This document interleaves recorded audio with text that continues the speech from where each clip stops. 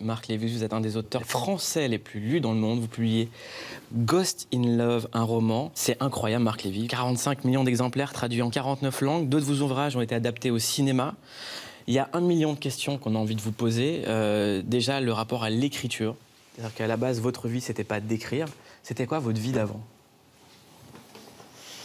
Je sais pas. Enfin, vous aviez un métier normal. Ça a commencé par un BTS coiffure, apparemment. Ça. Non, je rigolais tout à l'heure. Et moi, j'aurais pu, remarquer. C'est pas mal. Non, ça a commencé à la Croix-Rouge. J'ai travaillé 6 ans et demi, 7 ans à la Croix-Rouge. Et puis après, je suis parti en Californie et travailler dans le... Enfin, ça m'embête parce que ça rajeunit pas, mais travailler avec les pionniers de l'image de synthèse en Californie. On fabriquait des clips, justement, pour les chaînes de télé. Et puis après, je suis rentré en France et j'ai travaillé dans l'architecture. Et puis après, je me suis mis à écrire. Parce que quand vous aviez 16 ans, vous aviez écrit un premier roman qui n'a jamais vu le jour. Heureusement, non. Pourquoi? Parce qu'il était très mauvais. Donc je l'ai jeté. C'est votre père qui vous a dit qu'il était mauvais, je crois, qui vous a conseillé? Non, oui, je lui avais fait lire et il m'avait dit, écoute, c'est pas très bon, mais... et c'était vrai, d'ailleurs. Il m'avait dit, mais ce qui est bien, c'est que tu as écrit 350 pages. Mais évidemment, j'avais 17 ans, donc je n'ai écouté que la première partie de la phrase, c'est-à-dire le « c'est pas très bon ». Votre père, c'est un des héros de ce roman, Ghost in Love, enfin pas votre père. La figure du père. Parce qu'en fait, c'est pas le mien dedans. Non, je sais. C'est un des héros de Ghost in Love. L'histoire, c'est celle de Thomas, un pianiste virtuose qui s'ennuie un peu dans sa vie. Il est célibataire. Son père Raymond est décédé il y a 5 ans. Parfois, Thomas dort chez sa mère. Et un jour, Raymond apparaît, vient hanter Thomas. Alors au début, c'est peut-être un cauchemar, c'est peut-être une hallucination parce que Thomas a pris de la drogue d'ailleurs. Mais c'est peut-être aussi bel et bien le fantôme de son père qui revient avec une requête un peu folle. Il lui demande de retourner sur les traces d'une histoire d'amour passée avec une femme qui s'appelait Camille. Du coup, Thomas va se rendre à San Francisco et pour accomplir une mission un peu délicate autour de cet amour passé. Ghost in Love, c'est une histoire de fantôme, mais c'est plutôt drôle et léger, et c'est assez rare quand même pour être souligné, parce que souvent, on ne se tape pas des barres avec les fantômes. Mais là, en l'occurrence, ce fantôme ressemble beaucoup à votre papa, qui a disparu il y a 5 ans également. Il s'appelait Raymond. Dans le roman, Raymond est chirurgien. Et vous, petit, vous rêviez d'être médecin, je crois.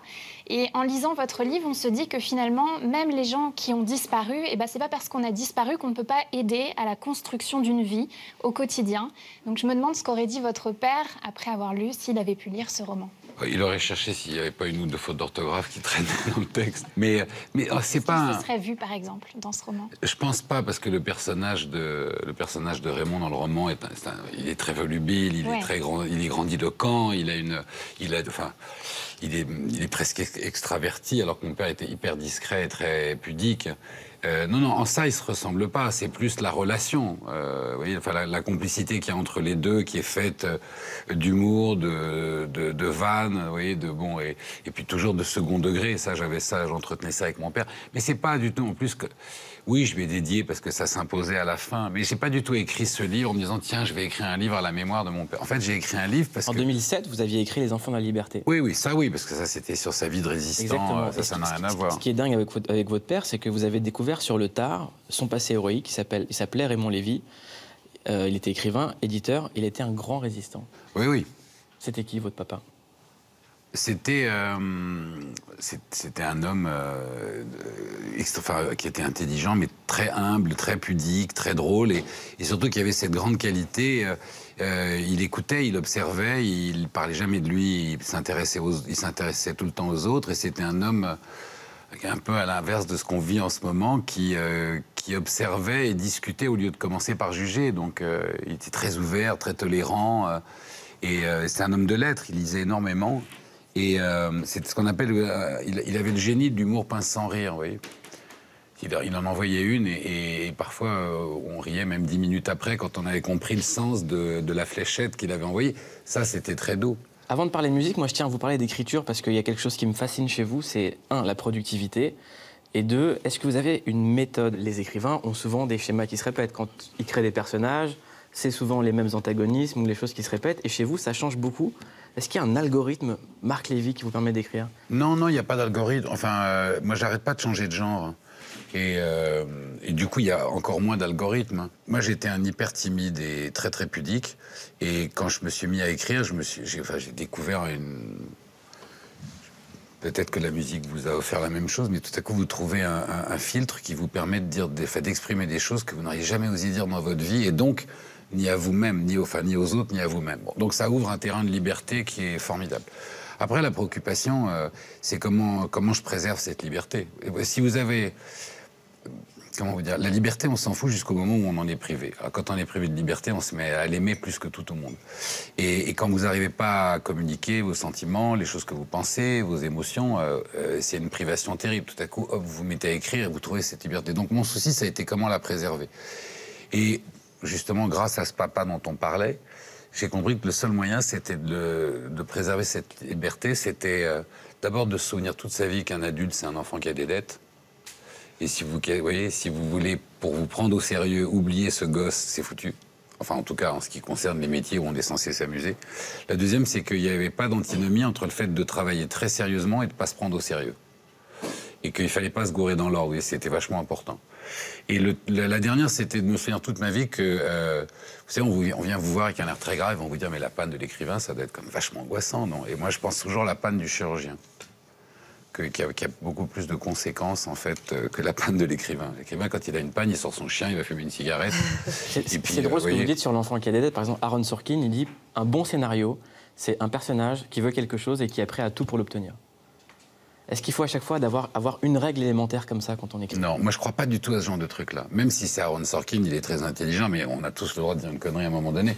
Et même quand on est génial, je crois pas du tout à ce genre de... Je pense que d'ailleurs, en plus, ce genre vous voyez, de phrases toutes faites, c'est ce qui empêche plein de gens d'écrire ce qu'ils ont envie d'écrire. Vous voyez, Magnolia, c'est un scénario absolument génial et c'est exactement le contraire de ce que vient de dire Aaron Sorkin. Et bon...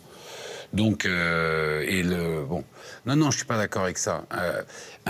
Une bonne histoire ou un bon scénario, c'est quelque chose qui a été écrit avec sincérité, qui peut contenir plein d'erreurs, mais où, quand celui ou celle qui l'écrit se met à imaginer, il n'y a aucune voix d'adulte qui vient le contraindre, justement en lui donnant des leçons. C'est un moment où vous êtes face à votre imaginaire, et c'est votre imaginaire. Et ça, que je veux vous dire, c'est vrai dans l'écriture, c'est vrai en cuisine, et c'est encore plus vrai en musique. Vous avez vu la transition comment... Oui. Mais Marc Lévy est né ici. Non, mais parce que je voudrais qu'on parle d'elle. Mais on va parler. Mais vous voyez, non, mais on va en parler en musique. Voilà, il y a les cours de musique, on vous dit il faut chanter comme ça. Et à un moment donné, vous avez une voix parce que vous avez un truc à dire. Ça a d'ailleurs été le gros challenge de Sheila, c'est de mêler l'art de l'écriture et surtout de la musicalité. La manière d'écrire est différente en musique et quand vous écrivez pour vos romans? Oui et non. C'est-à-dire que...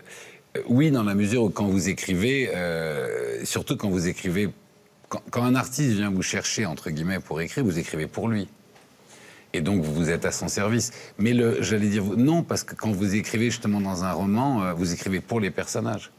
C'est-à-dire que le romancier, c'est un marionnettiste, il ne faut pas qu'on voit les mains. Donc moi, quand j'écris, dans le roman, j'ai jamais su si j'étais Thomas ou si j'étais Raymond. Et quand Manon arrive, j'étais Manon. Oui. Il y a du rythme aussi. J'ai été fille. Pendant un certain nombre de pages, j'ai été fille plein de fois dans ma vie. Vous pouvez nous dire ce que vous voulez ici. Il faut... Non, mais j'assume, oui. Non, mais quand je parlais de l'imaginaire et de l'enfance et de ce côté absolument jouissif, vous voyez, se mettre dans la peau d'une femme et parler en étant dans la peau d'une femme, et vous voyez, pour un type à qui il fallait 6 mois pour aller dire bonjour à une femme qui lui souriait quand j'étais ado, c'est une libération énorme. Et maintenant, j'ai même plus besoin de lui parler, je rentre en elle. Enfin, vous dites que vous écrivez pour votre femme. C'est pour la séduire perpétuellement. Oui, enfin, tout ce qu'on fait dans la vie, et quand on n'est pas sûr de soi, on le fait... Enfin, je veux dire, moi, me plaire à moi-même, je m'en fous complètement, ça ne m'intéresse pas. Mais c'est vrai qu'il y a une volonté de garder dans l'écriture et dans les romans et dans le choix des histoires comment dire, une élégance, voilà, enfin, oui, je bafouille. Mais oui, enfin, vous comprenez ce que je veux dire. Des fois, elle vous le dit, ça me plaît pas, c'est déjà arrivé qu'un de Les vos 2 romans... fois, on s'est séparés. Non, je rigole. non. Vous êtes du genre à vous remettre après, vous? Oui. Non, pas du tout. Non, mais vraiment, là, je plaisantais. Non, ça lui est jamais arrivé. parce que... non, elle a sauvé une fois la vie d'un personnage. Elle était en train de lire et elle est rentrée dans mon bureau comme ça à 1h du matin. Elle me connaît, donc elle savait qu'il allait mourir et elle est rentrée. C'était très drôle. Ne le tue pas. Elle me dit, non, elle me dit, si tu le tues, je te quitte. Ah ouais. Je te préviens. C'est en jeu, quoi. Et du coup, là, quand elle est repartie, j'ai eu un doute. Je me suis dit, qu'est-ce que je fais?